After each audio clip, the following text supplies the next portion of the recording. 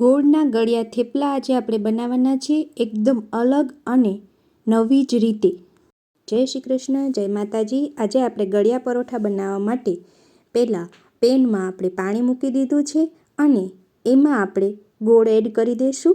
હવે આપણે ગોળને સંપૂર્ણ ઓગળે ત્યાં સુધી આપણે તેને હલાવવાનો છે. ફ્રેન્ડ્સ, તો આપણે ગોળને સરસ રીતે હલાવી લઈએ.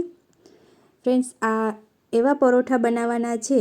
આપણે ગળ્યા થેપલા બનાવીએ તો એને તેલમાં તળવા પડે, ત્યારબાદ આપણે 2-3 દિવસ સુધી ખાઈ શકીએ અને એને રાખી શકીએ. પરંતુ આવી રીતે તમે પરોઠા બનાવશો તો બાળકો ખાતા જ રહી જશે અને એકદમ શિયાળામાં પણ સોફ્ટ બનશે અને સાંજે બનાવી અને તમે બીજે દિવસે પણ એને ખાઈ શકશો એવા મસ્ત મજાના પરોઠા બનશે. ફ્રેન્ડ્સ, જે તમે ટ્રાવેલિંગમાં જઈ શકો છો અને ક્યારેય સાતમ જેવા તહેવારોમાં બાળકો માટે પણ બનાવીને તમે રાખી શકો છો. તો હવે આપણે ગોળ ઓગળવા દઈએ. ત્યાં એટલી સમયમાં આપણે એક બાજુ હવે આપણે લોટ લઈ લઈએ, ઘઉંનો ચાળેલો લોટ, અને એને સારી રીતે આપણે ગોળના પાણી જે આપણે લીધું છે એનાથી આપણે લોટ બાંધવાનો છે.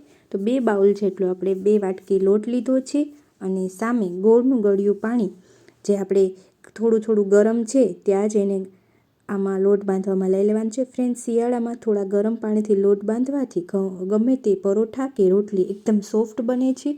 તો આપણે હવે લોટ સારી રીતે બાંધી લઈએ, જે ગોળનું આપણે ગળ્યું પાણી કરેલું હતું એનાથી, અને તેલનું મોણ આપણે એડ કરી દઈએ. તેલનું મોણ એડ કર્યા પછી હવે સારી રીતે આપણે લોટ બાંધી લેવાનો છે. ફ્રેન્ડ્સ, આમાં આ જ વસ્તુની મેઇન ખૂબી છે કે તમે જ્યારે લોટ બાંધો છો અને એમાં મોણ અને ગરમ પાણી, જે શિયાળામાં બેસ્ટ રીતે લોટ બાંધવાનું, એક તમે સાદી રોટલી બનાવતા હોય અને આવી રીતે પાણી ગોળનું કે ગમે તે ગરમ પાણી એડ કરશો તો રોટલી એકદમ સોફ્ટ બનશે. હવે જેમ પાણી ઘટશે એમ ગોળનું ગળ્યા પાણીથી આપણે પરોઠા બાંધી લેવાના છે. ફ્રેન્ડ્સ, આવી રીતે તમે ગળ્યા પરોઠા ક્યારેય નહીં બનાવ્યા હોય તો એકવાર જરૂરથી મારી પૂરી રેસીપી ધ્યાનથી જોજો, સંપૂર્ણ વિડીયો જોઈ લેજો અને બાળકો અને મોટા પણ ખાતા જ રહી જશે. અને શિયાળામાં જેટલું બાળકો ગોળ ખાય એટલું સારું, પરંતુ આવી રીતે બાળક ફટાફટ ગોળ ખાશે અને ના પણ નહીં પાડે. અને રોજ બાળકોને શું ખવડાવવું એ જ મમ્મીનું ટેન્શન હોય છે. તો સરસ રીતે આપણે લોટ બંધાઈ ગયો છે. હવે એને સારી રીતે મસળી લેવાનો છે. ફ્રેન્ડ્સ, જો તમારે ફટાફટ પરોઠા બનાવવા હોય તો વધારે પડતો મસળવાનો, નહીંતર તમે 10થી 15 મિનિટ એને રેસ્ટ આપી દો તો પણ સરસ આપણો લોટ થઈ જાય. તો હવે સારી રીતે આપણે મસળી લઈએ લોટને અને ત્યારબાદ ફટાફટ જ આપણે પરોઠા બનાવવાના છે. ફ્રેન્ડ્સ, આને 2 રીતે આજે હું તમને પરોઠા બનાવવાનું કહીશ અને આનું જે મોણ નાખવાનું અને જે ટિપ્સ છે એ જ અલગ છે, જેથી તમે સંપૂર્ણ વિડીયો જોતા રહેજો. ચલો, તો આપણો લોટ સરસ રીતે બંધાઈ ગયો છે. હવે આપણે પરોઠા વણી લઈએ. એના માટે આપણે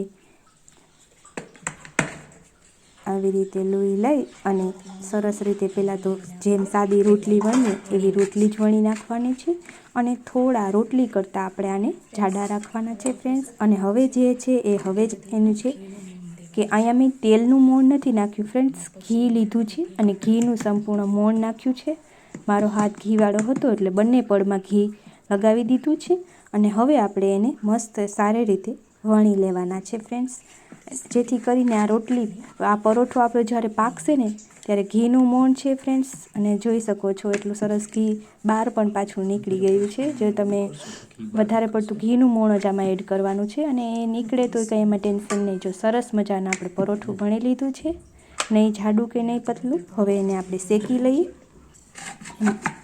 બધા પરોઠા આપણે વણી લેવાના છે. ફ્રેન્ડ્સ, તો હવે આપણે શેકવાના છે.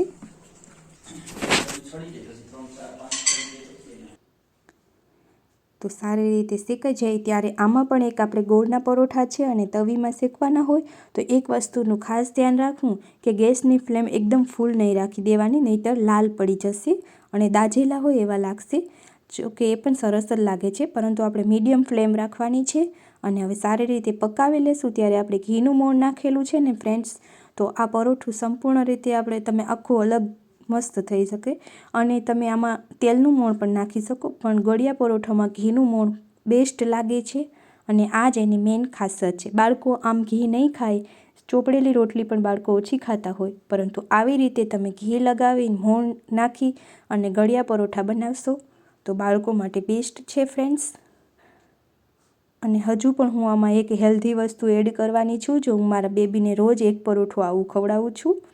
હવે એને સારી રીતે દબાવી અને પકાવી લેશું. અને તમે જોઈ શકો છો કે એના બધા રોટલી આખી અલગ પડતી જાય છે અને મસ્ત મજાનું જેમ વણેલા છે એમ 3 બાજુથી આપણું પરોઠું અલગ પણ થઈ શકશે.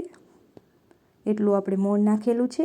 તો આપણે હવે સારી રીતે પરોઠું પકાવી લેશું. આવી રીતે બધા પરોઠાને વણી અને પકાવી લેશું. જોઈ શકો છો ફ્રેન્ડ્સ કેવી અલગ પરોઠું બની જાય છે. અને હવે એને આપણે ઉપરથી પણ ઘી લગાવી દેવાનું છે, જેથી કરીને પરોઠા શિયાળામાં બેસ્ટ સોફ્ટ રહે અને ખાવામાં એકદમ તમે આને ફ્રેન્ડ્સ કોઈ પણ વસ્તુ સાથે ન ખાઓ ને જસ્ટ એમનેમ લુખા ખાશો તોય એટલા ટેસ્ટી ગળ્યા પરોઠા ખાવામાં એકદમ બેસ્ટ લાગશે. તો હવે આપણે ઘી લગાવી દઈએ. અંદર પણ થોડું ઘી લગાવી શકો તમે. ને બાળકો તો આને આવી રીતે અલગ કરીને પણ ખાતા હોય છે.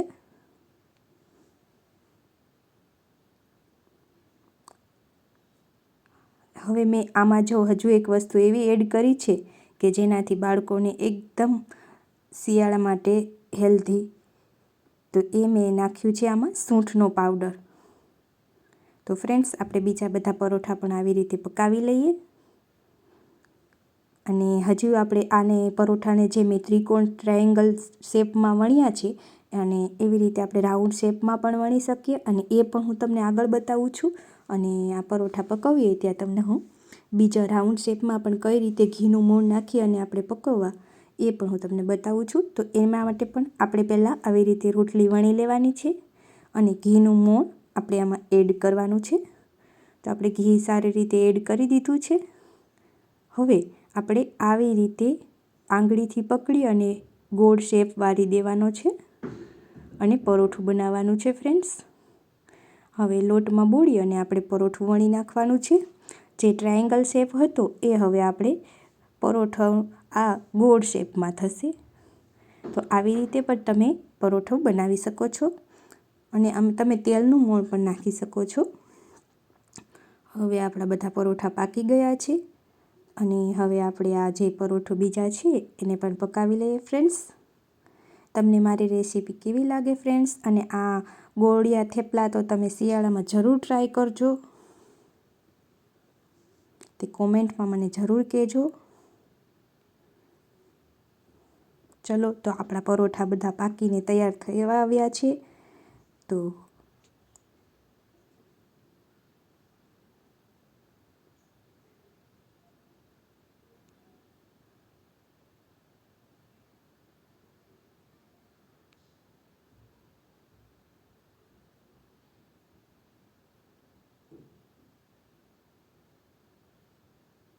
ચલો આપણા પરોઠા પાકી ગયા છે ફ્રેન્ડ્સ. અને તમને અમારી રેસીપી કેવી લાગે એ મને અચૂકથી ટ્રાય કરજો અને મને કહેજો પણ. તો મસ્ત મજાનું આને ધીમા ગેસે પકવશો એટલે આવી સરસ રીતે પાકી જશે. અને તમે આને જ્યારે આપણે બહાર ટૂર પર જતા હોય અને આવી રીતે સવારના બનાવેલા પરોઠા તમે ઘી લગાવી અને સાથે જઈ શકો છો. અને આને ચા સાથે મસ્ત એકદમ મસ્ત લાગે છે. હવે આમાં ગરમ ગરમ પરોઠા ઉપર ઘી લગાવી લીધું હોય તો પછી આ પરોઠા